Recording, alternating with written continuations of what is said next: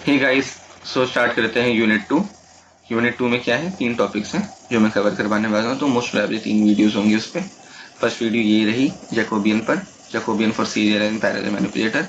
Second में singularity for serial and parallel manipulator. और third में वर्कस्पेस एनालिसिस फॉर स्कारा। ठीक है, तो ये 3 वीडियोस होंगी। जैकोबियन से स्टार्ट करते हैं इस वीडियो में। इससे पहले कि मैं ये वीडियो स्टार्ट करूं, मतलब एक्चुअल टॉपिक में कूदूं, जैकोबियन किस बला का नाम है? ठीक है, सबसे पहले ये जानना है। टर्म्स जानते हैं इसमें जो यूज होने वाले हैं थोड़े थोड़े। ठीक है, फर्स्ट है, एक तो एक ऐसा सिंबल बना हुआ देखा होगा तुम लोगों ने, मेरे ही नोट्स की बात कर रहा हूँ मैं इसमें, और एक ऐसा है। तो ये बेसिकली गलत लिखा है, मैंने सर ने गंदा सा बनाया था तो मैंने भी ऐसा ही एज इट इज कॉपी कर दी। कुछ नहीं, ये क्यू है। ये सिंबल अगर कहीं पे भी दिखे गंदा सा सिंबल जो तुम्हें समझना है क्या है वो, तो वो क्यू है। ठीक है, सिंबल क्यू। क्यू का मतलब क्या है? Joint vector. जॉइंट वेक्टर क्या है अभी बताऊंगा। ठीक है, तो क्यू का मतलब जॉइंट वेक्टर है। सिंबल में समझ में जो कुछ लोग बोल रहे थे एलियन जैसे सिंबल है, तो यही है, जॉइंट वेक्टर है। दूसरी नोटेशन क्या देखनी है हमें? दूसरी नोटेशन नोटेशन किसी भी चीज के ऊपर डॉट है, डॉट दिखे, मैंने बहुत बोल्ड डॉट बनाए कि देख के भी समझ में आ जाए कि हाँ डॉट है इस पे।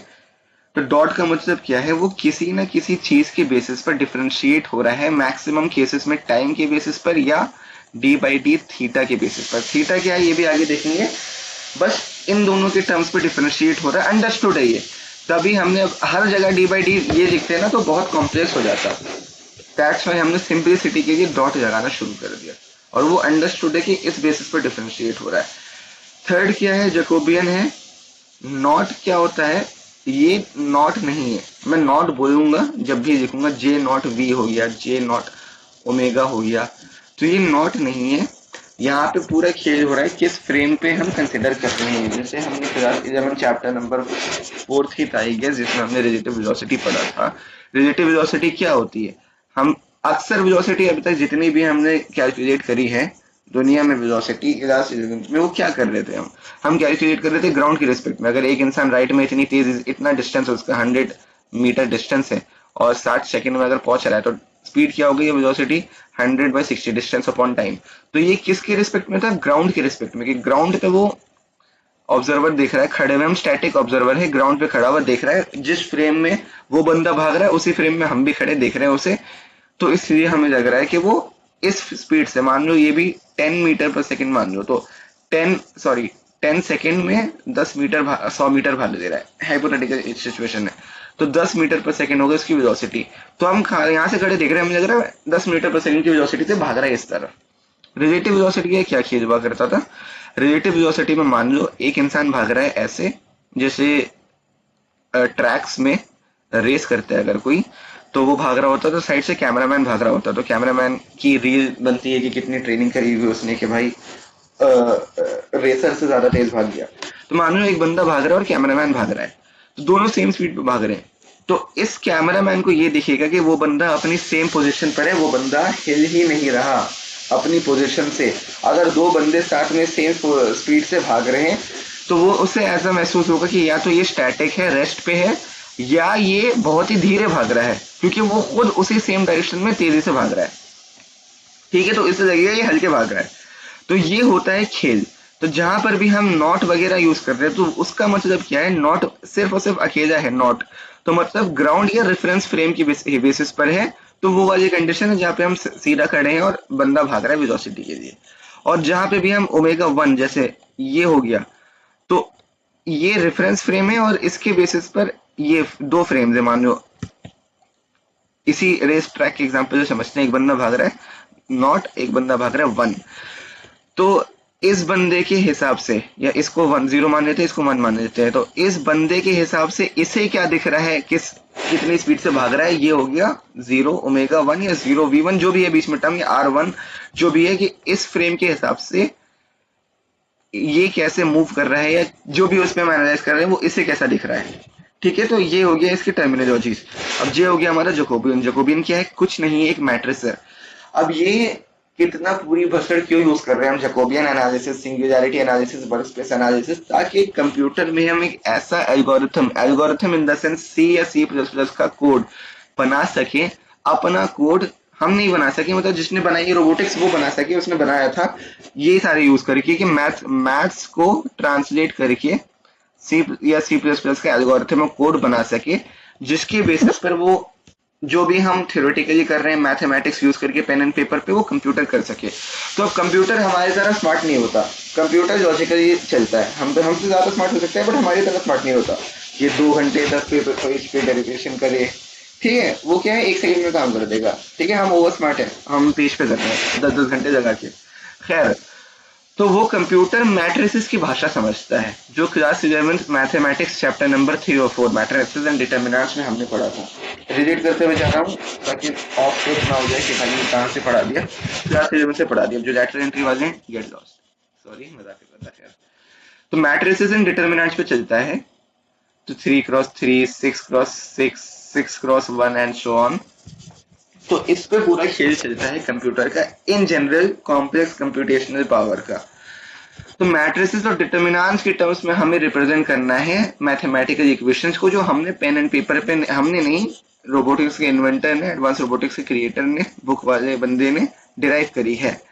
तो उसे उसने मैट्रिसेस को यूज करके रिप्रेजेंट करा है, तो वही मैट्रिक्स रिप्रेजेंटेशन हमें पूरी यूनिट 2 में सीखनी है, ठीक है। तो जैकोबियन क्या है, एक ऐसा मैट्रिक्स है जो एक टूल या एंड इफेक्टर, जो एक्चुअल रोबोट है एंड इफेक्टर है, क्योंकि हमारा मोटिव क्या है, इवेंचुअली यही हमारा final pick and place operation, ये जो भी ऑपरेशन हम परफॉर्म करेगा, पीछे रोबोट कैसे भी आड़ा टेढ़ा होकर मूव करे, वो यूनिट 1 में हमने देख लिया, फॉरवर्ड किनेमैटिक्स में देख चुके हैं कि हम कैसे इनवर्स और फॉरवर्ड किनेमैटिक्स के हिसाब से गिवन जॉइंट वेरिएबल्स, उससे पोजीशन एंड ओरिएंटेशन निकालनी है एंड इफेक्टर की, तो उससे कैसे रोबोट ऊपर नीचे होकर मूव कर रहा है, या given position orientation of and effector हमें जॉइंट वेरिएबल निकालना है या जॉइंट वेक्टर निकालना है। ये हम यूनिट 1 में देख चुके हैं, इसका मोशन, रोबोटिक आर्म का मोशन देख चुके हैं, एंड इफेक्टर पे फोर्स एंड टॉर्क एनालिसिस कर रहे हैं हम। तो जैकोबियन क्या है, इस एंड इफेक्टर की position, orientation and so on जो भी इंफॉर्मेशन है उसे एक मैट्रिक्स के टर्म्स में रिप्रेजेंट कर सके, ताकि कंप्यूटर आसानी से समझे। ये है पूरा वर्क फ्लो। अब आते हैं डायनामिक्स पर। किनेमैटिक्स पढ़ा हमने यूनिट 1 में, मोशन एनालिसिस हो गई वो। डायनामिक्स क्या है हमारी, फोर्स एंड टॉर्क एनालिसिस हो गई। फोर्स एंड टॉर्क क्या है, मैंने अभी फर्स्ट वीडियो में, इंट्रोडक्टरी वीडियो में बताया, 0th वीडियो में। फोर्स है लीनियर फोर्स, टॉर्क है एंगुलर फोर्स, जिसमें force into perpendicular distance, basic formula है जो कि यहाँ यूज नहीं हो रहा, पर जानना जरूरी है। तो ये रोबोट के टर्म्स में कैसे यूज हो रहा है, तो इसे हम 10 लाइन में भी लिख सकते हैं ना, हमने एक लाइन में लिखने के लिए ये डॉट नोटेशन यूज करी, और ये गंदा सा सिंपल बोल रहा हूँ ना, मुझे खुद समझ नहीं आता था क्या बना रहे हैं, इवेंचुअली बाद में जाके समझ आया क्यों है, ये सिंपल क्यों है, बट बनाना ऐसे है पेपर में, ताकि जाके क्या हुआ, क्या बना दिया, लिख जरूर देना है कि जॉइंट वेक्टर है। तो पढ़ते हैं डायनामिक्स में। डायनामिक्स के बाद सीधा जैकोबियन पे जंप करेंगे सीरियल और पैरेलल के लिए। जनरल डायनामिक इक्वेशन, जैसे हमारी क्या होती है, स्ट्रेट लाइन की इक्वेशन क्या होती है, y is equal to mx plus C. इसे रिप्रेजेंट करने के लिए, सारे पॉइंट्स इस पे रिप्रेजेंट करने के लिए, y की वैल्यू कुछ होगी, x की वैल्यू कुछ होगी, m कांस्टेंट है, c कांस्टेंट है, ठीक है। वैसे ही इक्वेशन में मोशन क्या होती है, v is equal to u plus a t, s is equal to u t plus half a t square, और v square minus u square is equal to 2s, motion represent करने के लिए। वैसे ही robot में torque represent करने की equation क्या है, एम क्यू, ये क्या है सर, जो भी है ये आगे दोबारा लिखा होगा दिख जाएगा, plus c q q dot, ये फंक्शन ऑफ दैट है। हमने क्लास 12 चैप्टर नंबर 2 फंक्शंस में ये पढ़ा था कि फंक्शन सीखने का क्या तरीका है। Function F is a function of Q, तो इस पे कुछ ऑपरेशन कर रहा होगा, मान लो जैसे हम क्या करते थे, 3x प्लस वाई, तो is a function of y, ये फंक्शन की थोड़ी बेसिक्स है। तो ये क्या है, सॉरी 3x प्लस 2, एक मिनट, हमने एक फंक्शन लिया है, उसे लिखने का क्या तरीका होता था क्लास 11 में, हम कैसे लिखते थे, 2x प्लस 3, रैंडम इक्वेशन है ये कोई, तो हमने इस इक्वेशन को बोल दिया फंक्शन है ये, इस इक्वेशन को सॉल्व करने से कुछ ना कुछ वैल्यू निकल रही है जो हमारी रियल लाइफ में यूजफुल है। मान लो ये इक्वेशन से ग्रेविटी निकल के आ जाएगी, एग्जाम्पल है, सिर्फ नहीं आ रही इससे ग्रेविटी, तो ये क्या है, फंक्शन जो भी वो होता है, वेरिएबल होता है, तो उसे हम अंदर लिखते हैं। तो y is equal to function of x, function of x in the sense जो भी यहाँ लिखा होगा उसी के बेसिस पर कोई ना कोई इक्वेशन आरएचएस में होगी। तो इसलिए फंक्शन ऑफ x क्यों, इस वेरिएबल पर पूरा फंक्शन मूव कर रहा है, इस वेरिएबल को ढूंढना है, इस वेरिएबल की वैल्यू पुट करनी है, जिससे फाइनल फंक्शन की एक वैल्यू निकले जो रियल लाइफ में यूज होती है। तो ये रहा हमारा फंक्शन ऑफ x, और उसे हम y दूसरे वेरिएबल में टर्म्स में बोल देते हैं कि भाई ये रहा y, तो इससे आप कर सकते हैं। तो वैसे ही यहाँ पर क्या है, जो भी ब्रैकेट में क्यू देखे तो उसे बाय डिफॉल्ट समझ जाना है कि जैकोबियन जैसे जे क्यू होता है तो Jacobian is a function of q, जिसमें राइट हैंड साइड पे कुछ ना कुछ इक्वेशन होगी उस क्यू को रिप्रेजेंट करने के लिए, जिसमें एक एक करके वैल्यू पुट करे तो फंक्शन की वैल्यू आए जो रियल लाइफ में यूज हो। कहाँ यूज हो, टॉर्क निकालने के लिए न्यूटन यूजर में आगे जाके, फिलहाल कहाँ यूज हो, बस निकालना है, हमें सॉल्व करना है। तो ये रही हमारी जनरल डायनामिक्स इक्वेशन। ठीक है, ये डायनामिक्स पे क्वेश्चन नहीं आएगा, डायनामिक्स पे 5 नंबर आ सकता है व्हाट इज डायनामिक्स, बट वो बेकार होगा, नहीं आ रहा है मेरे हिसाब से ऐसा क्वेश्चन। जैकोबियन पे आया तो ये लिख देना है, जैकोबियन सिंगुलैरिटी यूनिट 2 से किसी टॉपिक से रिलेटेड में ये क्वेश्चन आए तो ये लिख देना है, जरूर लिखनी है ये वाली इक्वेशन और रिप्रेजेंट कर देना है। अब जैसे हम किनेमैटिक्स पढ़ते थे, फॉरवर्ड और इनवर्स किनेमैटिक्स, उसमें हमारा गिवन पोजीशन है और given joint vectors, joint vectors भी क्या, जॉइंट वेक्टर क्या होता है, क्यू क्या होता है, दोबारा रिवाइज करते हैं। एक मिनट, जॉइंट वेक्टर होता है, ये है रोबोट, ऐसा कुछ रोबोट है, ऐसा कुछ रोबोट है, गंदा बना रहा हूँ ऑफ कोर्स, ऐसा कुछ रोबोट, जैसे हमने ऐसे ऐसे ऐसे करके कुछ रिप्रेजेंट कर रखा था, ब्ला ब्ला ब्ला ब्ला, सॉरी मान लो ये इस साइड है, ऐसे करके कुछ हमने रिप्रेजेंट कर रखा था इसी चीज को 2D लाइन डायग्राम के थ्रू। तो इसमें हम क्या कर रहे थे, हर एक जहाँ पे भी दो मैकेनिकल कंपोनेंट्स जुड़ते हैं, जहाँ ट्विस्टिंग अलाउड होती है, एंगुलर मोशन, उसे जॉइंट बोलते हैं। तो ये एक जॉइंट है, जैसे हमारी ह्यूमन आर्म है तो हमारी ये क्या बोलते हैं, एल्बो बोलते हैं, यहाँ से हमारा मोशन अलाउड है तो ये एल्बो जॉइंट है। और जैसे शोल्डर्स पर बॉल एंड सॉकेट जॉइंट है, जिससे 360 डिग्री मोशन अलाउ करता है ह्यूमन आर्म की बॉडी, वैसे ही रोबोटिक आर्म में ये एक जॉइंट है जो कुछ डिग्रीज में मोशन अलाउ कर रहा है। वो डिग्रीज क्या है, वो है जॉइंट वेरिएबल्स, ये joint vectors, theta, theta 1, theta 2, theta 3 up to theta 6। तो थीटा 6 जो हम निकालते हैं उसमें टेबल में डीएच पैरामीटर्स में थीटा जो होता है हमारा, क्यू इवेंचुअली यही होता है, जॉइंट वेरिएबल होते हैं। तो ये जॉइंट वेक्टर हो गए हमारे, ठीक। तो डायरेक्ट डायनामिक्स, हाँ, तो फॉरवर्ड इनवर्स किनेमैटिक्स में क्या था, गिवन जॉइंट वेरिएबल्स ये थीटा 1 से 6 देते थे, हम position orientation of and vector निकालते थे। इनवर्स किनेमैटिक्स में क्या था, position orientation of and vector given होती थी, हम जॉइंट वेरिएबल निकालते थे। यहाँ पे क्या है, फोर्स और टॉर्क गिवन है, हम जॉइंट वेक्टर निकाल रहे हैं, ठीक है। इनवर्स किनेमैटिक्स में क्या है, जॉइंट वेक्टर गिवन है, वो भी इसका डेरिवेटिव, एक डॉट है तो मतलब डी बाई डी टी, दो डॉट है तो d2 बाई dt2, ये बोलने का तरीका है, वरना d square by d t square भी बोल सकते हैं, but d by d t two ये ऐसे बोलते हैं हम।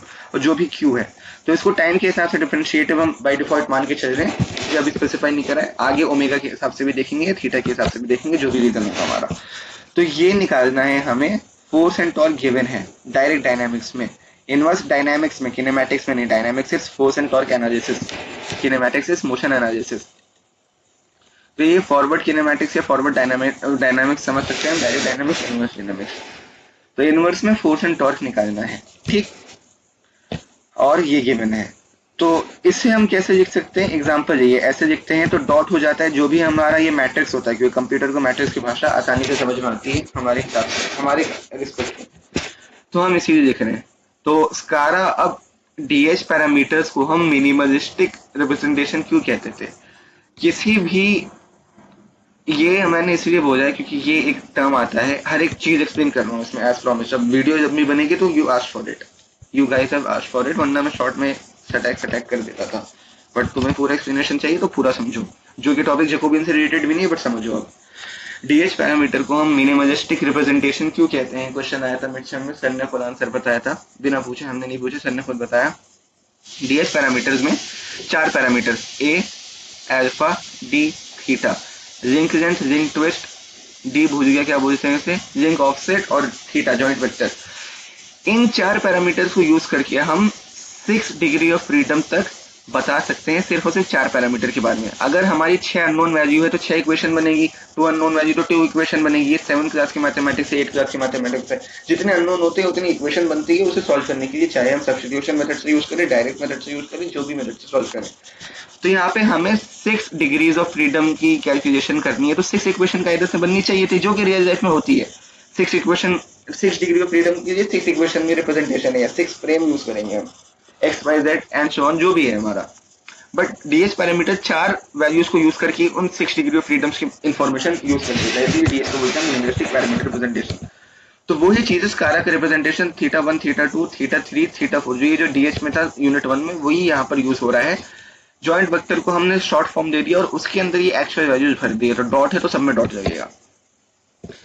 तो ये है कुछ बेसिक्स। अब जैकोबियन टूल्स, जैकोबियन मैट्रिक्स। तो 1 मिनट पानी पी लेता हूँ मैं। वीडियो रिकॉर्डिंग पॉज नहीं होती, that's why you have to hear the bloopers right away.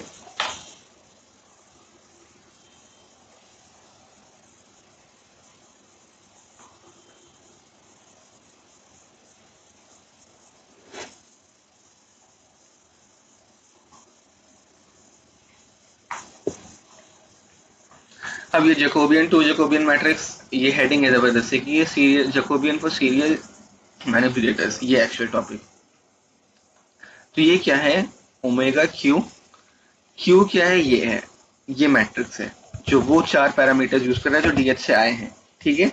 Forward inverse जो भी हो, यहाँ डायरेक्ट और इनवर्स दोनों डायनेमिक्स में क्यू डॉट ये है, सब में डॉट है। ओमेगा क्यू क्या है, मैंने क्या बताया था अभी, फंक्शन की रिप्रेजेंटेशन। इतने कॉमन सेंस मेरे हिसाब से तुम सब हिट कर पा रहे होगे। It is a function of q. Omega Q लिख रहे हैं, बाद में देखेंगे, सिंपल है, मर्जी हमारी ओमेगा लिखनी है और उसे किसी वेरिएबल में स्टोर करा देना है, ठीक। तो omega is a function of q. Function of Q क्या है, ओमेगा स्पेसिफिकली क्यू लिख रहे हैं हम, एफ क्यू क्यू नहीं लिख रहे हैं, एक तो उसकी गंदी मीनिंग बनती है, और दूसरा मतलब क्या है, ओमेगा टूल कॉन्फ़िगरेशन रिप्रेजेंट करता है।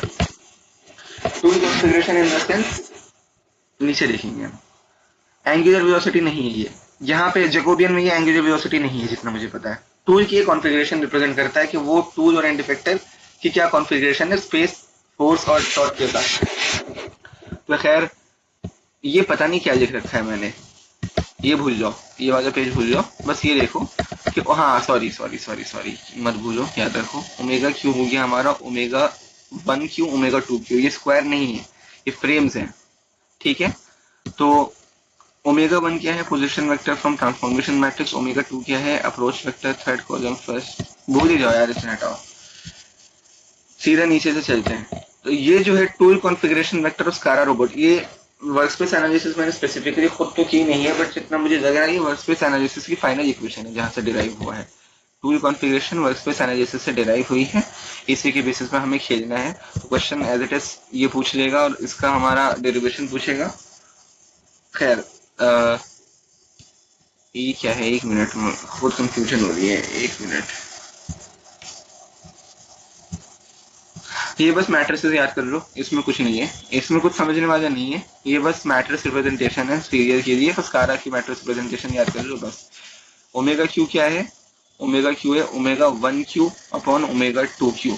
ओमेगा 1 क्यू क्या है, हर रिपोर्ट के लिए अलग होगा, स्कारा के लिए क्या है, और स्कारा के लिए ओमेगा 1 क्यू ये रहा, ओमेगा क्यू ऐसे, omega 1 Q omega 2 Q overall ऐसे रिप्रेजेंट कर रहे हैं हम स्कारा रोबोट के लिए टूल कॉन्फ़िगरेशन। और इसे जैसे हाँ सॉरी एंगुलर वेलोसिटी ही थी ये, पता नहीं क्यों नहीं दिखाया सर ने। वी हमारी, दोबारा दोबारा दोबारा कंफ्यूजन हो गई, अब क्लियर हो गई। वी हमारी लीनियर वेलोसिटी, ओमेगा हमारी एंगुलर वेलोसिटी, इतना पता है, ठीक है।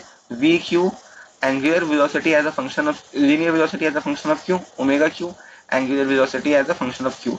Function of q in the sense क्या है, क्यू क्या है, क्यू है हमारा वो थीटा की values, theta 1 theta 2 up to जितने भी रोबोट है, रोबोट के हिसाब से थीटा अलग होगा। स्कारा में 4 है, किसी में 5 होंगे, किसी में 6 होंगे, और वो हर एक की वैल्यू अलग होगी। क्यू डॉट क्या है, theta dot, theta 2 dot, theta 3 dot, सब पे डॉट। डबल डॉट क्या है, डबल डेरिवेटिव, सब पे डबल डॉट। क्यू की वैल्यूज तो ये रही है हमारी, वो हर रोबोट पे डिपेंड करती है, वो एज इट इज रटी होनी चाहिए, ठीक है।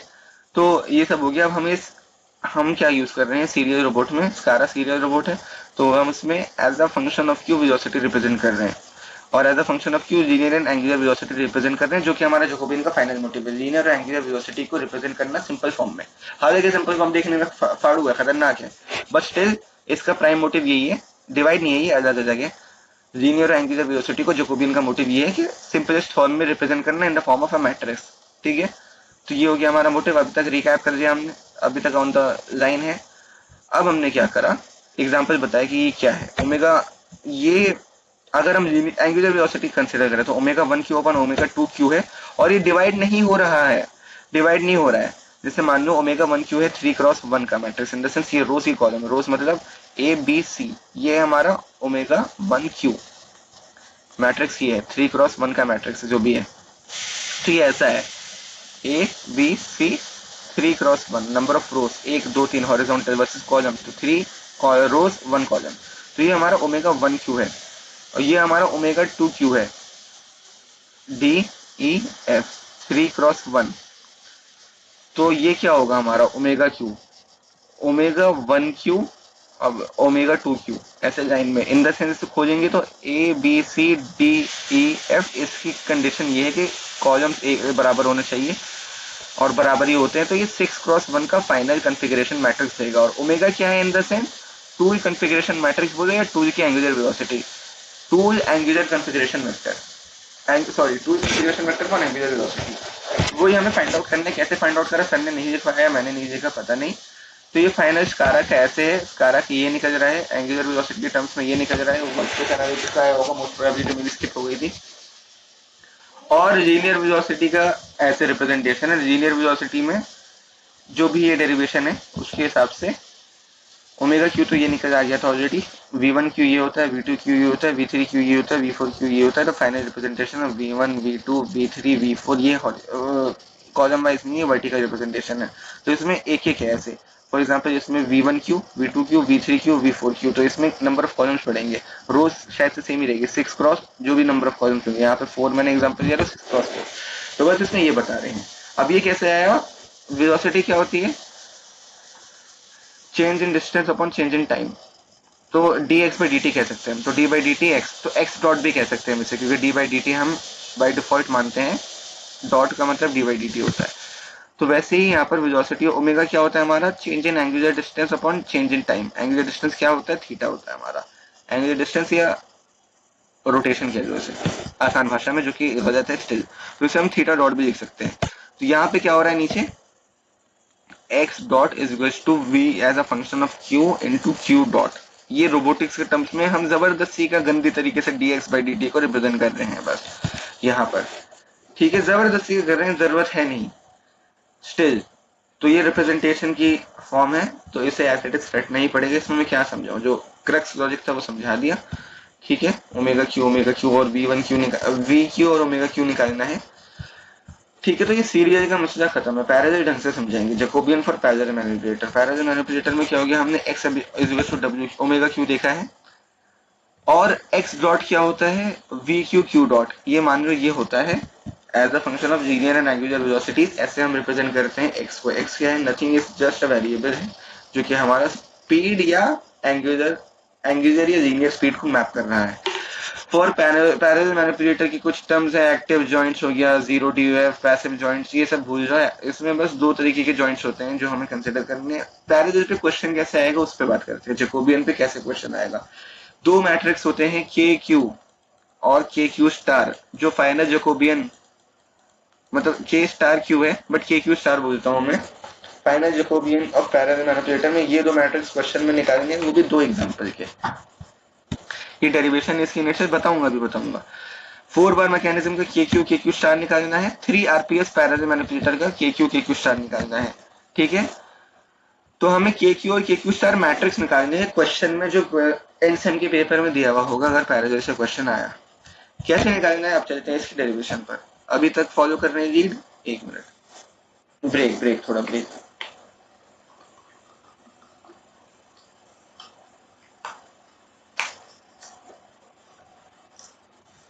सीरियल में हमें क्या निकालना था, omega cube we Q, parallel में हमें क्या निकालना है, KQ स्टार, क्या है, मैट्रिक्स है, क्या रिप्रेजेंट कर रहा है, लीनियर एंगुलर वेलोसिटी, ये क्या है, ये भी मैट्रिक्स है, क्या रिप्रेजेंट कर रहा है, लीनियर एंगुलर वेलोसिटी, ये सीरियल में, ये पैरेलल में, इसलिए थोड़ा सा नोटेशन में फर्क है, ये दोनों सेम चीजें नहीं है।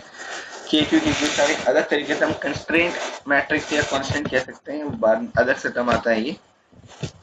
तो खैर इसमें पैरेलल में दो टाइप की जॉइंट होती है, एक एक्टिव जॉइंट और एक पैसिव जॉइंट, और इसमें दो टाइप के एंगल होते हैं। 90% केसेस में एक्टिव जॉइंट में जो भी एंगल लग रहा होता है, जॉइंट मैंने बताया क्या होता है, रोबोट के वो हिस्सा जो रोटेशन अलाउ करता है, तो ये मान लो 45 डिग्री या x डिग्री रोटेशन अलाउ कर रहा है, तो एक पॉइंट पे हमने बोल दिया एक्टिव, अगर ये एक्टिव जॉइंट की जाती है तो इसमें जो भी रोटेशन है उसे हमने बोल दिया थीटा, अगर ये पैसिव जॉइंट की जाती है तो इसमें जो भी रोटेशन हो रहा है इस पॉइंट पर उसे बोल दिया हमने फाई। तो एक्टिव और पैसिव जॉइंट का खेल है। 90% एक्टिव जॉइंट में थीटा से रिप्रेजेंट करते हैं, पैसिव जॉइंट में हम फाई से रिप्रेजेंट करते हैं। हमारा मोटिव के क्यू स्टार निकालना है, तो उससे पहले के क्यू स्टार निकाले वो देखते हैं हम होता क्या है वो। पैरेलल में क्या केस है, अब इससे रोटेशनल पैरेलल में रोटेशन मैट्रिक्स के टर्म्स में कंसिडर कर रहे हैं हम। यहाँ पे जैकोबियन का सिंबल आ गया, जे ओमेगा और जे बी क्या है, जैकोबियन मैट्रिक्स है। जैकोबियन इन द सेंस क्या होता है, कुछ नहीं होता, एक मैट्रिक्स होता है जो कि हमारी equation of motion of force और टॉर्क एनालिसिस को सिंपलेस्ट फॉर्म में रिप्रेजेंट कर दे in the form of a matrix. हमारी मैथमेटिकल इक्वेशंस को कन्वर्ट कर दे मैट्रिक्स में, ताकि हम C++ कोड लिख के एल्गोरिथम बनाओ, उस एल्गोरिथम को यूज करें फाइनल मैथमेटिकल कंप्यूटर में कंप्यूटेशन के लिए। तो ये क्या है, इसे हम ऐसे भी बोल सकते हैं, ये रिप्रेजेंटेशन क्या है, बस पूरा खेल ओमेगा, उसे हम कंप्यूट या मैपिंग कहते थे। अब अमनप्रीत से मैं यहाँ पर रिप्रेजेंटेशन कह रहा हूँ समझने के लिए। तो ओमेगा नॉट टू, जब ये ओमेगा नॉट का मतलब ये नहीं है कि D by d T omega, not में फर्क है और ये डॉट वाले में फर्क है।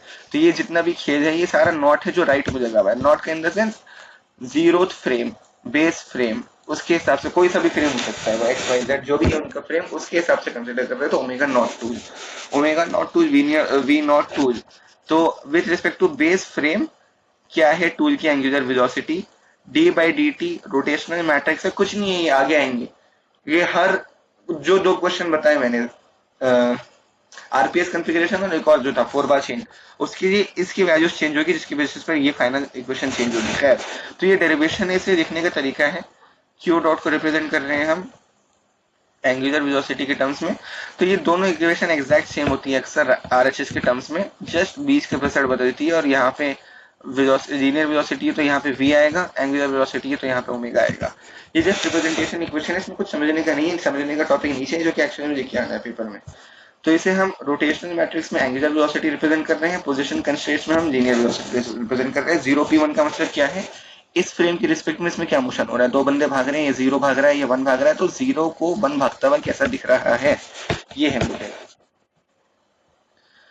तो इक्वेशन 1 को अगर हम टाइम के हिसाब से डिफरेंशिएट करें, जैसे ये इसका जो फाइनल वैल्यू है जो ये आ रहा है, इसे एक और लिखने का तरीका है, इसे फर्दर पता नहीं कुछ ना कुछ करके डेरिवेशन जाने के लिए इन्होंने डिवाइड कर दिया। तो ये दो मैट्रिक्स निकल के आए जो हम रिप्रेजेंट करते हैं, जो हमारे रिप्रेजेंट करते हैं लीनियर और एंगुलर वेलोसिटी जैकोबियन निकालने के लिए। खैर, तो इसको देखते हैं थोड़ा, इस इक्वेशन को, के क्यू एक मैट्रिक्स है जो निकालेंगे हम नीचे, theta dot plus K star q phi dot equal to 0, ये एक इक्वेशन निकल के आई।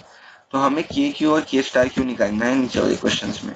तो इसको देखते हैं क्या है ये बगा। तो इसे हमने 0 की इस तरफ ले गए तो माइनस हो गया ये, फिर हमने प्री मल्टीप्लाई विद के star Q inverse in the sense, इस इक्वेशन में के स्टार क्यू इनवर्स मतलब 1 बाई के स्टार क्यू हमने दोनों साइड मल्टीप्लाई करा।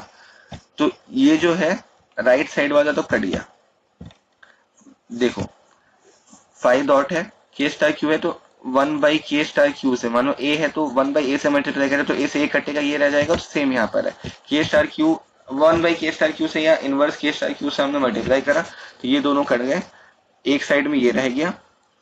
इसे रिप्रेजेंट करने के लिए हमने यहाँ पे क्या किया, जो भी मल्टीप्लाई कर रहे थे हम यहाँ पे एज इट इज वो मल्टीप्लाई होके आ गया।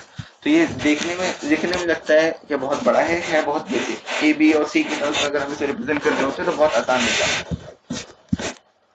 तो हमारा मोटिव क्या था, जो हमारी इक्वेशंस थी लीनियर और एंगुलर वेलोसिटी की इतनी खतरनाक सी, इसमें हमने ये सारी भसड़ एलिमिनेट करके आसान सिंपलेस्ट टर्म्स में रिप्रेजेंट करना था। देखो कितनी प्यारी इक्वेशन, अगर कंप्यूटर के टर्म्स में दो टर्म्स है बस, एक ए और एक बी, समझ सकते हैं।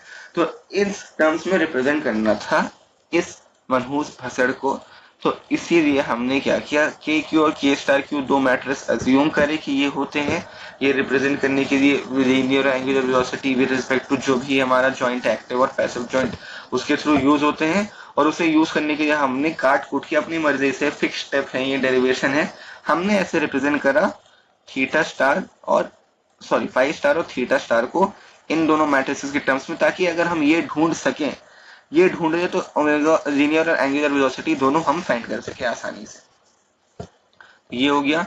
तो Jacobian of theta star plus Jacobian of 5 star, Jacobian star of 5 star, ऐसे रिप्रेजेंट करने का तरीका मिल गया। तो हमें न्यू इक्वेशंस मिल गई, ठीक है, रिप्रेजेंट करने के लिए। अब थीटा स्टार जो हमारा डिराइव हो वो एक एक करके अगर हम पुट कर दें तो हमारी फाइनल इक्वेशन यही बन के आ जाती है जो हमने सबसे ऊपर रिप्रेजेंट करनी थी, ये रिप्रेजेंट करनी थी, ये रिप्रेजेंट करनी थी। तो फाइनल इक्वेशन हमारी डेरिवेशन क्या करा हमने, दो मैट्रिक्स एज्यूम करे, उसमें आगे पीछे मल्टीप्लाई करा, थीटा और फाई में एक रिलेशन आ गया, थीटा और फाई के रिलेशन को हमने इस इक्वेशन में पुट किया, सॉरी इक्वेशन में पुट नहीं किया, थीटा और फाई को हमने ऊपर वाली इक्वेशन कहाँ गई, हाँ, तो इस इक्वेशन में हमने थीटा और फाई को पुट किया और उससे हमारा ये रिजल्ट निकल के आया।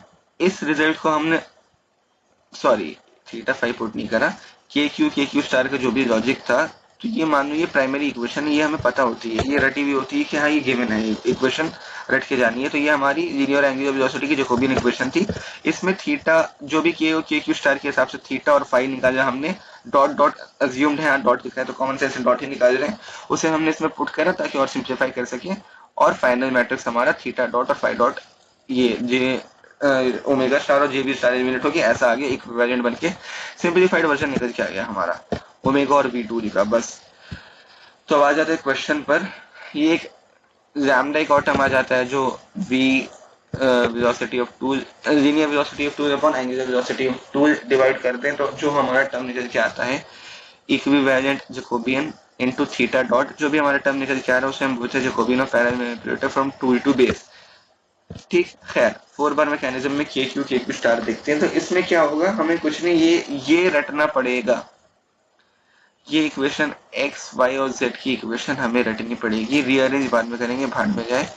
एक्स वाई और जेड की इक्वेशन नहीं दे रखी, एक्स और वाई की दे रखी है 2 बार मैकेनिज्म 4 बार मैकेनिज्म में, तो ये इक्वेशन रटनी है। ये क्या है, कुछ नहीं है, ये कॉस थीटा और साइन थीटा के टर्म्स में लिंक्स को रिप्रेजेंट कर रहा है, एक्स और वाई कोऑर्डिनेट्स रिप्रेजेंट कर रहा है लिंक के, किस बेसिस पर, लिंक लेंथ एल, यहाँ पे एल से रिप्रेजेंट कर रहे हैं हम लिंक लेंथ और उनके बीच के एंगल, कहीं फाई है कहीं फाई है कहीं थीटा है, यहाँ फाई है।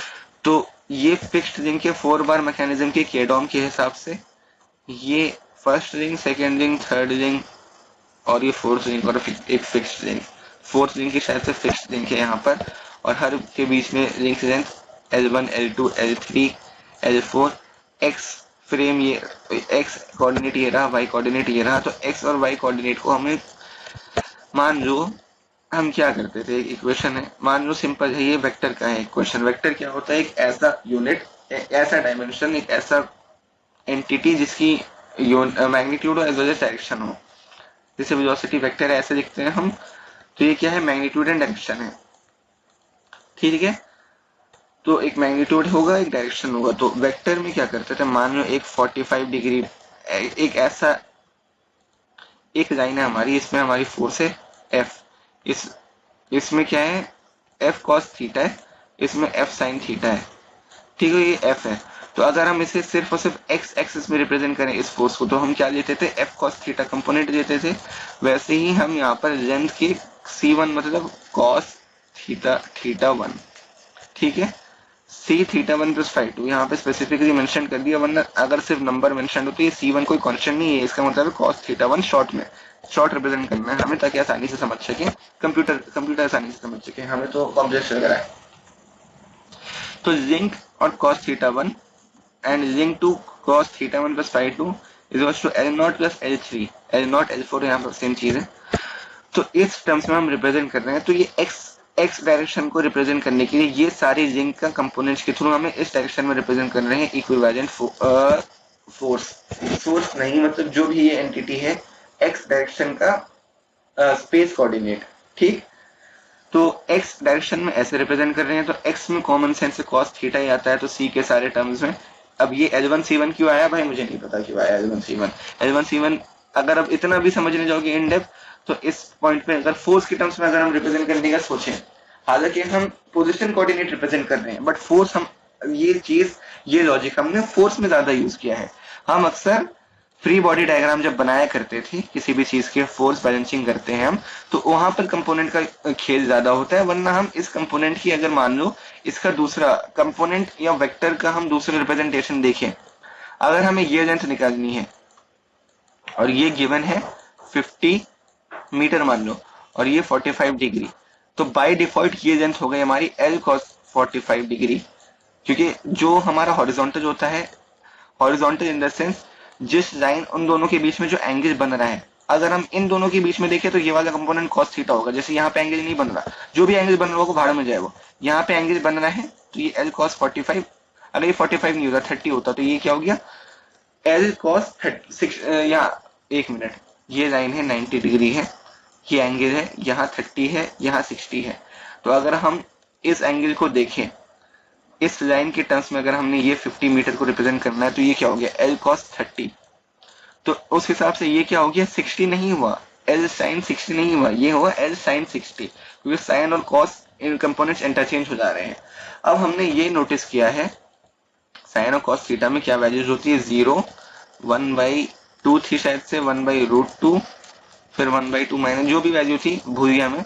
Sign cos 0, 30 degree, 45 degree, 60 degree, 90 degree, 90 degree, ये साइन थीटा और कॉस थीटा की वैल्यू हुआ करती थी। जो वैल्यूज यहाँ से लेके यहाँ तक साइन थीटा की है वही उल्टी हो जा रही है। इसमें 1, इस पे 1/2 का 1/2, इसमें 1/√2, इसमें -1/2, जो भी वैल्यू थी मैं भूल चुका हूँ। तो फिलहाल जितनी याद है ये है वैल्यूज अगर साइन और कॉस थीटा की। तो मान लो जो साइन 30 है वो कॉस 60 है, इतनी बात समझ आती है। जो साइन 30 है जो 1/2 यहाँ पर है वही कॉस 60 है, क्योंकि वो वैल्यूज इंटरचेंज हो चुकी है।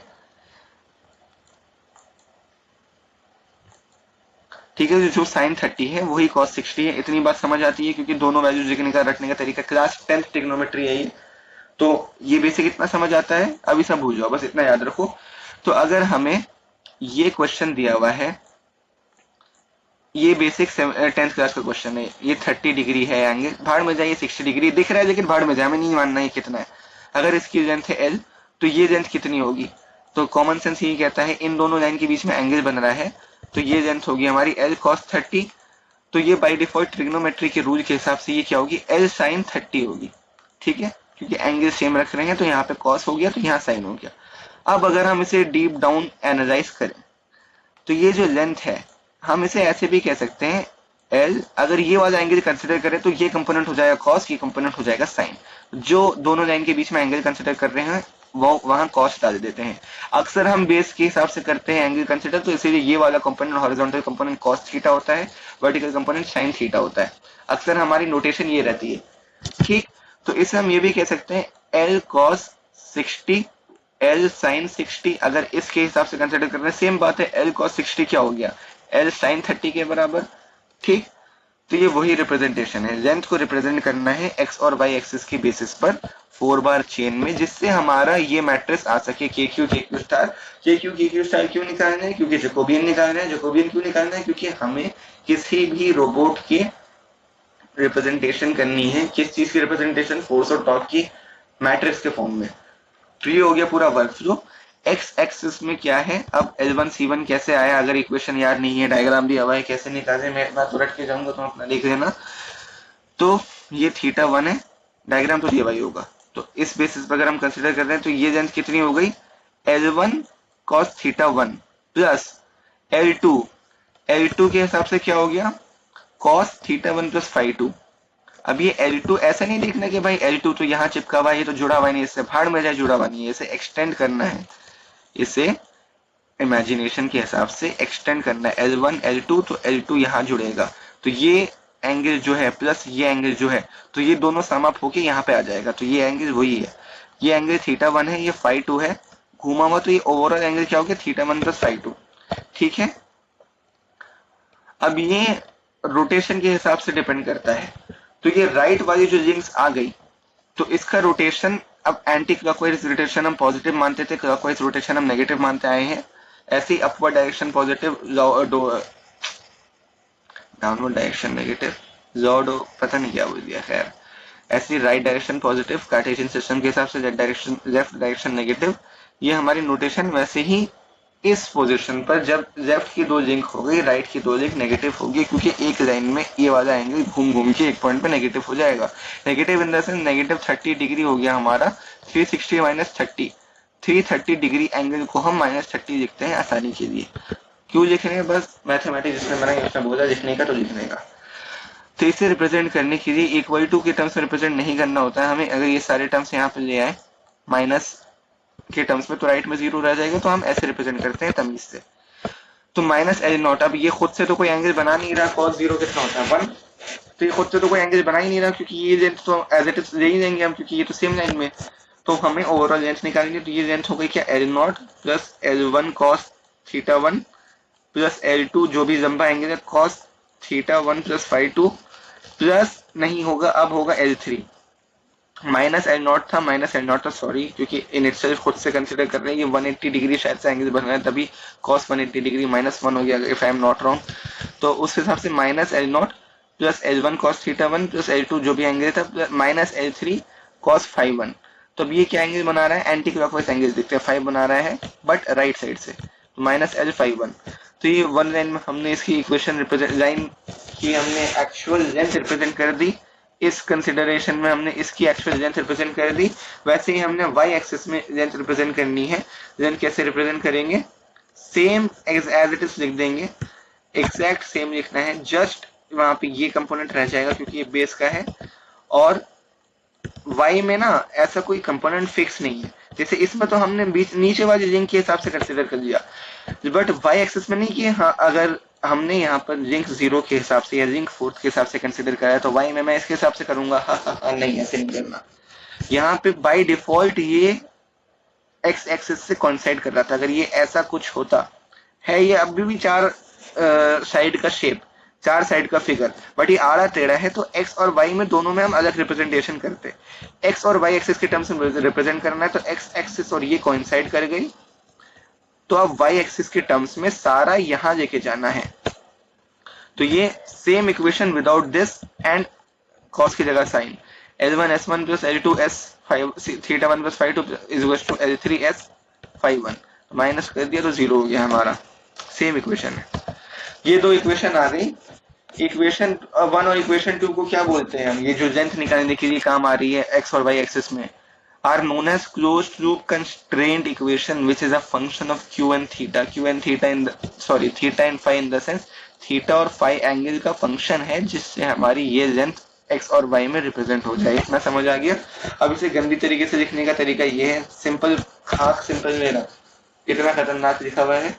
खैर, these equations can be represented in the form of this। इसे रिप्रेजेंट क्यों करना दोबारा, ये बसड़ कर रहे हैं हम हमारे सिलेबस में 2 टॉपिक हैं, ऐसे हजारों दुनिया में रोबोट है, हम ये बसड़ करते हैं पेन एंड पेपर पे, ताकि हम जैकोबियन निकाल सके। जैकोबियन क्यों निकालते हैं? ताकि हम final force and torque analysis कर सके उस रोबोट की, ताकि रियल लाइफ में उसे यूज कर सके और मैट्रिक्स रिप्रेजेंटेशन के थ्रू कंप्यूटर सिस्टम्स में यूज कर सके उसे। बस ये हमारी पूरी बसड़ है। के क्यू स्टार निकालने का तरीका क्या है? के क्यू को रिप्रेजेंट ऐसे करते हैं हम, कि क्यू ऐसे रिप्रेजेंट हो रहा है, 1 मिनट। हाँ, तो यहाँ पे तो पता नहीं इन्होंने डायरेक्ट रिप्रेजेंट कर दिया, नीचे वाले में बहुत ढंग से करके दिखाया है। के क्यू में शायद कहाँ गई क्वेश्चन हमारी, 1 मिनट। के क्यू स्टार में इन्होंने शायद से सीधा इक्वेशन, ये गलत तो नहीं लिख दिया मैंने। खैर, के क्यू स्टार में के क्यू होता है हमारा K1Q, K2Q, ऐसे ही होता है हमारा K स्टार Q होता है हमारा, K स्टार Q क्या होता है हमारा, K star 1Q, K star 2Q, जो मैंने समझाया था, एक कॉलम में रोज ऐड होती जाएंगी या कॉलम्स ऐड होते जाएंगे। तो वैसे के क्यू को हमने जो भी ऊपर से इक्वेशन आई, अच्छा sorry, differentiate with respect to theta, differentiate with respect to phi. अब समझ में आ गया, यहाँ तक इक्वेशन आ गई, यहाँ तक समझ आया, ठीक है, अज्यूम कर रहा हूँ समझ आ गया। अगर नहीं आया तो वीडियो रिवाइंड करके देख लेना। कॉमन सेंस यही कहती है कि भाई सेम बात दोबारा नहीं बोलूंगा मैं। तो अभी तक दोबारा रिकैप करते हैं, अभी तक हमने क्या देखा। ओवरऑल हमने पहले तो बहुत देर तक हमने इसकी बिल्डअप बनाया, यूनिट 2 में डायनेमिक्स क्या होती है, किनेमैटिक्स क्या होती है, जॉइंट वेक्टर क्या होता है, forward inverse kinematics, direct, inverse, dynamics, force and torque analysis, dot वाले टर्म्स क्या होते हैं, वेलोसिटी क्या होती है, ओमेगा क्या होता है, लीनियर वेलोसिटी, एंगुलर वेलोसिटी क्या होती है, रिलेटिव वेलोसिटी क्या होती है। अभी तक हमने ये सब देख लिया जो कि जरूरी था ये समझने के लिए, ये टॉपिक समझने के लिए। बचपन से लेके अभी तक की जितनी भी एजुकेशन यूज हुई है, चाहे वो मैथमेटिक्स हो चाहे वो फिजिक्स हो, मैं बता चुका हूँ। ठीक, अब आते हैं सीरियल मैनिपुलेटर का। पैरेलल मैनिपुलेटर में हमारा क्या है, जैकोबियन का खोज मोटिव क्या है, वेलोसिटी और एंगुलर, लीनियर और एंगुलर वेलोसिटी को सिंपलेस्ट फॉर्म में रिप्रेजेंट करना, जिसे हम कह सकते हैं फोर्स एंड टॉर्क एनालिसिस कर रहे हैं हम डायरेक्ट या इनवर्स डायनामिक्स के थ्रू सिंपलेस्ट फॉर्म में रिप्रेजेंट करना। हमारे पर्सपेक्टिव से सिंपलेस्ट नहीं, कंप्यूटर के पर्सपेक्टिव से सिंपलेस्ट, मैट्रिक्स के हिसाब से सिंपलेस्ट रिप्रेजेंटेशन के लिए हमने एक जबरदस्ती की डेरिवेशन की। डेरिवेशन में के और के क्यू स्टार दो टर्म आते हैं और जो डिराइव करने के लिए हमने कंस्ट्रेंट इक्वेशन निकाली। कंस्ट्रेंट इक्वेशन क्या होती है, एक्स और वाई एक्सिस में respective link length. Constraint equation ये होती है एक्स और वाई एक्सिस में रिस्पेक्टिव लिंक लेंथ कैसे कंप्यूट कर रहे हैं, कंप्यूट करना, मैप करना, रिप्रेजेंट करना, सेम बात है। इक्वेशन निकाल ली, अब क्या है, अब आएगा मजा। ठीक, डिफरेंशिएट कर रहे हैं विद रिस्पेक्ट टू थीटा। तो यहाँ पे जो डॉट है, अभी तक हम क्या मान के चल रहे थे, डॉट मतलब किसी भी टर्म के ऊपर डॉट आ गया तो डी बाई डी टी हो रहा है। बट यहाँ पे क्या है, के क्यू मैट्रिक्स निकालने के लिए के क्यू 1 होता है, के क्यू 2 होता है, इसे हम ऐसे लिखते हैं, के क्यू मैट्रिक्स को हम ऐसे लिखते हैं, और के क्यू स्टार मैट्रिक्स को के स्टार क्यू 1, के स्टार क्यू 2। तो जो भी मैट्रिक्स निकल के आएगा वो ऐसे ऐसे भरेगा के क्यू 1 में और ऐसे ऐसे भरेगा के क्यू स्टार में। के क्यू 1 में नहीं, के क्यू में कॉलम रो वाइज भरेगा मैट्रिक्स, और इसमें के स्टार में कॉलम वाइज भरेगा। तो हमारा मोटिव क्या है, 1 और 2 क्या है, इसमें कब तक क्या 3 भी हो सकता है, के स्टार क्यू। जितनी इक्वेशन उतना k1 Q, k2 Q, k1 star Q, k1 k2 star Q, उतने ही ये मैट्रिक्स उसे सिंपलेस्ट फॉर्म में रिप्रेजेंट करने के लिए। तो अभी मैंने डायरेक्ट लिख दिया है, बट मन ही मन में डिफरेंशिएट किया। तो के क्यू निकालने का क्या तरीका है, k1 क्यू ऊपर, k1 k2 क्यू नीचे, ऐसा हॉरिजॉन्टली भर रहे हैं। k1 क्यू k2 क्यू निकालने का क्या तरीका है, k1 क्यू मतलब फर्स्ट इक्वेशन को ये जो है इसे थीटा के टर्म्स में डिफरेंशिएट कर दो, किस में, के क्यू निकालने के लिए थीटा के टर्म्स में डिफरेंशिएट कर रहे हैं। तो फर्स्ट इक्वेशन को डिफरेंशिएट करें थीटा के टर्म्स में, तो कॉस का क्या होता है, माइनस साइन कॉस थीटा का डी बाई डी थीटा क्या होता है, minus sine theta, same angle है, सेम उसके टर्म्स में हम डिफरेंशिएट कर रहे हैं। अब कोई लड़का पूछे या कोई लड़की भी पूछ सकती है, डी बाई डी फाई के टर्म्स में अगर हम कॉस थीटा को डिफरेंशिएट करें तो क्या आना चाहिए, 0। सीधी बात है 0 आएगा। ठीक, सीधा 0 आएगा, क्योंकि ये बेस और ये बेस अलग है, तो ये 0 आएगा, या कांस्टेंट को बाहर ले जाए। इसे हम वाइट पे लिखता हूं, देखो डी बाई डी थीटा, ये क्लास 10th का टर्म है, क्लास 10th या 11th का टर्म समझ सकते हैं हम। ये mathematics calculus class 11 chapter number 5 calculus से उठा रहा हूं मैं ये टॉपिक। ठीक, क्या एग्जैक्ट वहीं से है, क्लास 11 मैथमेटिक्स की बुक नंबर पार्ट 1, अगर पार्ट 1 पार्ट 2 हुआ करती थी, चैप्टर नंबर 5, सॉरी क्लास 12 में कैलकुलस आई थी, एक्चुअल क्लास 11 में नहीं थी, क्लास 12 में आई थी। तो वहां से उठा रहा हूँ, जो एलई वाले हैं हम क्या करें, क्या कर सकते हैं वो भी देखते हैं। तो ये रहा हमारा, तो जो बेस सेम है अगर, तो ये माइनस साइन थीटा देगा, जो भी यहाँ पे एंगल होगा, जो भी यहाँ पे बेस होगा वही देगा। बट अगर किसी भी कांस्टेंट का हम मान लो डी बाई डी एक्स 2 करते हैं तो इक्वल्स टू 0 आता है, ये रैंडम कांस्टेंट दे दिया हमने। तो इसमें हम ये मान के चलते हैं d by d x 2 into x की पावर 0, इसे हम ये मान लेते हैं। एक्स की पावर 0 क्या होता है, एनीथिंग टू द पावर 0 1। अब इसका फॉर्मूला क्या है, एक्स की power D by d x का क्या फॉर्मूला होता है, अगर एक्स के टर्म से डिफरेंशिएट कर रहे हैं एक्स को ही, एक्स तो एक्स की power n minus 1 upon n minus 1। ठीक है, तो ये 0 है, तो x की पावर माइनस 1 अपॉन 0 माइनस 1, तो माइनस 1 बाई एक्स, यहाँ पे तो ये होके आ गया है। बट मान लो कोई कांस्टेंट है 2, तो उसका differentiate with respect to x 0 मान के चलते हैं शॉर्ट में, ये वहां से डिराइव हुआ जो मैंने अभी बताया। तो वैसे ही अगर हम डी बाई डी फाई के टर्म्स में किसी भी कॉस या साइन कोई सा भी हो थीटा डिफरेंशिएट कर रहे हैं, तो ये टर्म एज अ कांस्टेंट बाहर आ जाएगा। जैसे 2x डिफरेंशिएट करते हैं, d by d x 2x is equal to 2, तो इन द सेंस क्या हो रहा है, कांस्टेंट टर्म्स कांस्टेंट कैसे पता चलेगा, इस बेस के हिसाब से क्या ये टर्म एग्जिस्ट कर रहा है, नहीं कर रहा, मल्टीप्लाई हो रहा है तो बाहर ले आओ। 2d/dx ऑफ x हो गया हमारा ये, इसे हम ऐसे लिख सकते हैं। सिमिलरली d/d फाई कॉस या साइन फाई जो भी है, अगर फाई है तो डिफरेंशिएट हो जाएगा, थीटा है तो ये टर्म बाहर आ जाएगा जो भी है। अगर उसमें फाई एग्जिस्ट करता है ठीक है, नहीं है तो जीरो, तो ये राइट वाला टर्म जीरो तो ओवरऑल टर्म जीरो। समझ आया? तो ये कैसे हो रहा है, यहाँ पे कैसे हो रहा है, अब के क्यू में हमने फर्स्ट इक्वेशन को जीरो के टर्म्स में लिख लिया, ये इक्वेशन इसे डिफरेंशिएट करना है with respect to theta. C1 basic है, बाय डिफॉल्ट नथिंग गिवन तो वो थीटा है, जहां फाइव है वहां स्पेसिफिकली मेंशन्ड है, जहां 1 और 2 ऐसे लिखा हुआ है तो वो थीटा है, बाय डिफॉल्ट थीटा है। जैसे डॉट मतलब बाय डिफॉल्ट d/dt था, यहाँ पर स्पेसिफिकली मेंशन करना पड़ रहा है, वैसे ही यहाँ पर C1 थीटा है। थीटा के टर्म्स में डिफरेंशिएट करना एक एक टर्म, तो L1 C1 तो C1 का क्या होता है माइनस S1 होना चाहिए, माइनस साइन थीटा 1 तो माइनस L1 S1, एक टर्म हो गया, आगे गए L2 cos theta 1 plus phi 2, ठीक है, तो ये क्या हो गया L2 cos थीटा 1, तो थीटा को डिफरेंशिएट कर रहे हैं हम, तो minus sine theta 1 plus phi 2, angle same रहा। अब इसमें ज्यादा नहीं घुसेंगे, सिंपल टर्म्स में ब्रेन कैलकुलेशन से कर देंगे। अब L3 L0 में तो कोई थीटा नहीं है तो ये जीरो, L3 में भी फाई है लेकिन थीटा नहीं है तो ये भी जीरो, तो ये दोनों टर्म जीरो, तो ये निकल के आ गया हमारा फर्स्ट इक्वेशन का K1Q। इसे मैंने लिख शॉर्ट में दिया है, तुम्हें पेपर में क्या करना है, K1Q is to d/d theta, पूरा एक एक करके टर्म दिखाना है। K2Q निकालेंगे, सेकेंड इक्वेशन को डिफरेंशिएट करेंगे with respect to theta, sine का कॉस होता है पॉजिटिव कॉस, S1 का L1 C1 होना चाहिए, L1 C1 है, यहाँ है L1 C1 है, साइन का L1 C1 होना चाहिए, L2 S है तो L2 C theta 1 plus phi 2, इसमें थीटा नहीं है जीरो, और ये तो ऑलरेडी था जीरो, तो ये टर्म आ गई हमारी, तो ये K1Q आ गया, K2Q आ गया, रिप्रेजेंट कर दिया। ऐसे K*Q में क्या है, सेम चीज जस्ट फाई के टर्म्स में डिफरेंशिएट करेंगे, फाई के टर्म्स में डिफरेंशिएट करेंगे, थीटा यहाँ ये जीरो, ये फाई कॉस का माइनस साइन हो जाएगा, फाई का फाई रहेगा, तो ये क्या हो गया L3S51, एक मिनट ये क्या है, K*Q देखते हैं, L3S51, एक मिनट यार ये क्या हो रहा है, differentiate equation with respect to phi, L3S51 minus L3C51,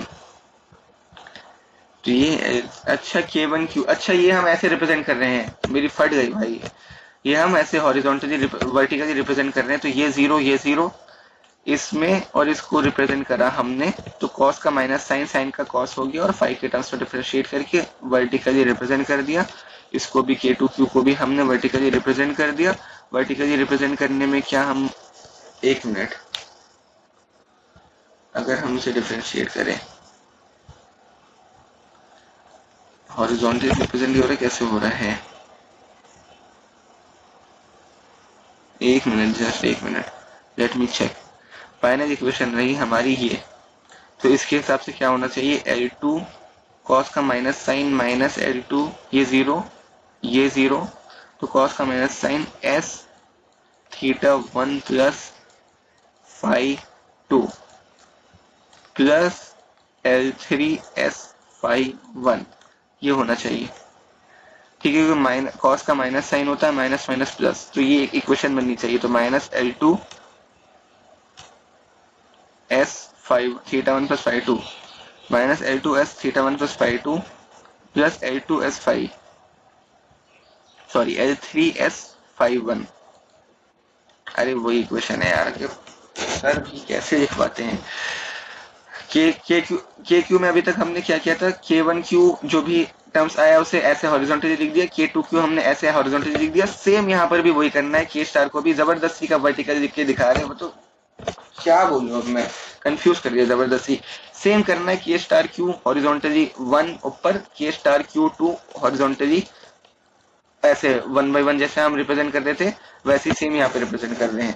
तो जो हमने एज इट इज थीटा के टर्म्स में करा, हमने फर्स्ट लाइन में ऐसे लिख दिया, सेकंड लाइन में ऐसे लिख दिया, सेम हम फाई के टर्म्स में कर रहे हैं, फर्स्ट लाइन में ऐसे लिख दिया, सेकंड लाइन में ऐसे कर दिया, तुम्हारे सामने करके भी दिखा दी हिट एंड ट्राई से। तो ये आ गया हमारा स्कार 4-1 मैकेनिज्म का K और K*Q। अब हम देखते हैं, अब बताओ फटेगी तुम्हारी इसमें, अब इसे करो एक्स और वाई में रिप्रेजेंट बेटा। मैं बोल रहा हूँ ना, समझाने को मैंने समझा दिया है। एक्स और वाई में कैसे रिप्रेजेंट करते हैं, ऐसे इफ फिक्स मान के यहाँ पे कौन सा डेटा अलाइन कर रहा था, यहाँ पे नहीं कर रहा था, घुमा फिरा के दे दिया, वो वैसे ही रहा है। बट हमें इक्वेशन रटना हमें एक बेटर एज देता है, क्योंकि दो ही टॉपिक है इसमें, एक 3 RPS है, एक 4 बार मैकेनिज्म है। 4 बार मैकेनिज्म में हम अगर आ गया मजे आ जाएगा, क्योंकि एक एक डिजाइन के हिसाब से तुम लोग करके दिखा दोगे, आशा करता हूँ यही आए। बट अगर इसमें आ गया तो फट जाएगी। इसे एक्स और वाई के टर्म से रिप्रेजेंट कर रहे हैं, इसमें कोइंसिडेंटली देखने के हिसाब से तो वाई एक्सिस कोइंसाइड कर रहा है। खैर जो भी दिख रहा है भाड़ में जाइए, जो भी लिखा हुआ है रीड कर देना इसे। इवेंचुअली इतनी खतरनाक इक्वेशन डेराइव करनी पड़ेगी, एक एक टर्म देख के, तो रट देना इसे। मेरे हिसाब से क्वेश्चन में गिवन होने चाहिए, बट मेरे हिसाब से मत चलो इतना, रट लो इसे। 3 इक्वेशन है, 3 इक्वेशन को रिप्रेजेंट करने का ये तरीका है एज यूजुअल। ठीक है, कैसे इक्वेशन आई मुझे जानना ही नहीं, जब मैं खुद नहीं जान रहा तो मैं बता भी नहीं रहा, और तुम लोग को समझ आ जाएगा, लेकिन देखने में याद नहीं रह पाएगा। दैट्स व्हाई रट देना। ये 3 इक्वेशन ऐसी है, गिवन होनी चाहिए। सेम इक्वेशन को हमने रिप्रेजेंट करना है, ऐसे रिप्रेजेंट करना है। जबरदस्ती कॉलम में लिख दिया, यहाँ पर देखते कॉलम में हो रहा है नहीं हो रहा। तो यहाँ पे मैंने इन डेप्थ करके दिखाया कि हमारा सेम मोटिव है, K1 Q K2 Q K3 Q निकालना है। यहाँ पे गलत दिखाया है, ये ऐसे नहीं होता है, ऐसे होता है K1 Q यहाँ, K2 Q यहाँ। सर भी ना कैसे लिखवा देते हैं यार बुक देख देख के, K3 Q ऐसे लिख रहे हैं हम, इतनी देर से ऐसे लिख रहे हैं, ऐसे ही रिप्रेजेंट करना है। यहाँ पे 3 इक्वेशन है रिप्रेजेंट करने के लिए, एक्स वाई जेड भी आ गया, क्योंकि ये डॉटेड जो है ना, ये ऐसे है, अंदर की तरफ बढ़ रहा है, ये टूवर्ड्स जो स्क्रीन फाड़ के पीछे जा रहा है। ये डायग्राम एक्स वाई जेड में रिप्रेजेंट करना है, हिम्मत है तो कर लो, नहीं तो रट दो, या तो क्वेश्चन में गिवन होना चाहिए। खैर ऊपर वाला आएगा तो मजा आ जाएगा। 4/6 तो इसमें 3 है, तो 3 इक्वेशंस को एक्स वाई जेड को हम लेंथ को रिप्रेजेंट करने के लिए 3 एक्सिस चाहिए हमें, 3 एक्सिस में हमें 3 इक्वेशन चाहिए, 3 इक्वेशन में हमें 3 इंडिविजुअल मैट्रिक्स चाहिए, जो कि हम कंप्यूट कर सके ऐसे ऐसे। के क्यू में थीटा के टर्म्स से डिफरेंशिएट, के स्टार क्यू में 3 इक्वेशन को फाइव के टर्म्स से डिफरेंशिएट। ये एज इट इज इक्वेशंस है, ये 0 ये 0 ये 0 ये 0 ये 0 ये 0, सब में थीटा फाइव नहीं है दोनों में, ये 0 ये 0 ये 0 ये 0। बाय डिफॉल्ट काट देता हूँ मैं, यहीं से काट देता हूँ, सिंप्लीफाई कर देता हूँ, ये लिखना जरूर है। बट ये यहाँ पे थीटा आ गया, यहाँ पे थीटा आ गया, यहाँ पे थीटा आ गया, फाइव का ऐसा आ जाए इसमें, फाइव के हिसाब से तो सब 0 हो जाएगा। एक मिनट करके देखते हैं। थीटा के टर्म से रिप्रेजेंट कर रहे हैं, K1 Q निकालने के लिए, K1 Q इन इटसेल्फ इतना कॉम्प्लेक्स निकल के आया। खैर देख लेना यार, ये अब इसमें मैं नहीं समझा रहा, लॉजिक सेम है। अगर मैं समझाने बैठूंगा वीडियो बड़ी हो जाएगी और तुम लोग बोलोगे बहुत बड़ी वीडियो बना दी। सेम लॉजिक है, इक्वेशंस को थीटा और फाइव के टर्म्स में डिफरेंशिएट करना है, डिफरेंशिएट करके भी दिखाया बकायदा। दैट्स व्हाई मैं कह रहा हूँ 0 0 करके। तो इसमें तुम्हें समझने के लिए क्या करना है, अब ये मत बोलना कि तू अमान ऐसे ही भगा देता है, उड़ा देता है। मैंने 50 या 1 घंटे मैंने पूरा समझाया ऊपर वाला ढंग से, जो आने के ज्यादा चांसेस है मेरे हिसाब से। यहाँ पे इक्वेशन है, हर एक इक्वेशन में d/d थीटा करके एक एक चेक करना है, जो भी 0 है इससे टैली करते रहना। यहाँ पर 0 0 आते जा रहा है, हर इक्वेशन को इक्वेशन 1 2 3 को टैली करना है। K1 Q K2 Q K3 Q निकाला, फिर हमने K1 star Q K2 star Q K3 star Q निकाला, फिर KQ और K स्टार Q का मैट्रिक्स बना के बहुत ही खतरनाक तरीके से रिप्रेजेंट करा। फट जाएगी एग्जामिनर की जो पेपर चेक करोगे अगर ऐसे रिप्रेजेंट कर दिया बस। ठीक है, रिप्रेजेंटेशन यहाँ पे अगर कॉलम वाइज हो जाए तो पार्डन मी, यहाँ पे पता नहीं क्यों कॉलम वाइज कर दिया, वहां पे रो वाइज कर रहे थे। तो खैर एक बार रिप्रेजेंटेशन देख लेना, अगर मेरे बोलने में कुछ मिस्टेक हुई हो बट मेरे दिमाग और मेरे हाथों में सेम टॉपिक चल रहा हो ढंग से, तो वो तुम्हारी जिम्मेदारी है कि I am human, I can make mistake, robot नहीं हूं मैं, पेन एंड पेपर में करने वाले लोग हैं हम। तो खैर के क्यू के स्टार क्यू मैट्रिक्स निकालना था, निकल के आ गया। तो ये हमारा जैकोबियन हो गया 1 घंटे में कवर, बहुत तगड़ी तरीके से मेरे हिसाब से। तो इसमें खास कर देते हैं भाई, सुन रहे हो यहाँ तक आ गए हो तो कांग्रेट्स। समझ आना चाहिए मेरे हिसाब से तुझे कि ये एलियन सिंबल्स का क्या मतलब है अब। ठीक, तो ये हो गया जैकोबियन 1 आवर कंप्लीट। 1 टॉपिक है बस जैकोबियन। अब सेकंड है हमारा सिंगुलैरिटी, जो नेक्स्ट वीडियो में देखेंगे। जैकोबियन के बेसिस पे हमें पता चलेगा। सीरियल सिंगुलैरिटी ऑलरेडी कर चुका हूँ, तेजी में उड़ाऊंगा, मैं खुद ही बोल रहा हूँ। पैरेलल सिंगुलैरिटी देखेंगे, serial manipulator, parallel manipulator, parallel manipulator की सिंगुलैरिटी।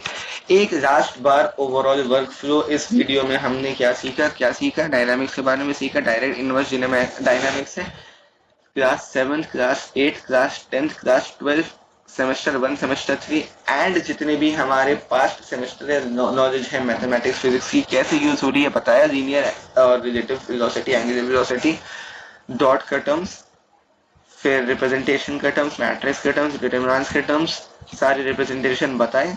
फिर यहाँ पे कैसे डेरिवेशन बताई कि ये गंदी डेरिवेशन थी, हमें जैकोबियन के टर्म्स से रिप्रेजेंट करना है ताकि सिंपल हो सके, हमारे टर्म्स में नहीं कंप्यूटर के टर्म्स में मैट्रिक्स के हिसाब से। फिर बताया क्या ये क्यों क्यू स्टार, 2 एग्जांपल का बताया बस, और उसी में बताया हर एक्स और वाई के बेसिस पर हर लाइन की क्या इक्वेशन होगी और जेड के बेसिस पे, और उसे हम डिफरेंशिएट कर करके कैसे रिप्रेजेंट कर सकते हैं जैकोबियन के टर्म्स में। तो ये आ गया है बस, sorry Jacobian analysis for serial and parallel manipulator.